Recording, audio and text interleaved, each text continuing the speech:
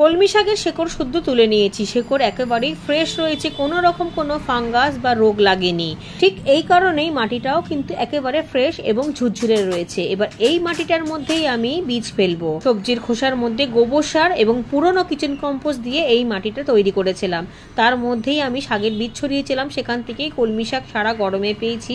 এখন সেই কলমি শাকগুলোকে তুলে নিয়েছি শীতের দানা ফেলবো বলে।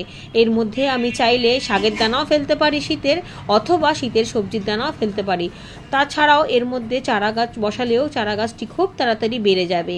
এর মধ্যে নতুন করে আর কোনো কিছু খাবার টাবার দেওয়ার দরকার নেই। তবুও যদি চারা গাছ বসাই তাহলে ওই এক মুঠো মতো আমি যে গোবর সারের মধ্যে মাটি মিশিয়ে নিয়ে এনেছি, মাটি না মানে কিচেন কম্পোস্ট, সেটাও কিন্তু দেওয়া যেতে পারে। তো আমি সেটাই দিয়ে দেবো, এর মধ্যে রেডি করে রাখবো। তারপরে দেখবো কোনো চারা যদি রেডি হয়ে যায় তাহলে এটার মধ্যে বসিয়ে দেবো। এত ঝুরঝুরে মাটি থাকলে যে কোনো গাছ, সেটা শীতেরই হোক বা গরমের, খুব ভালোভাবে হবে।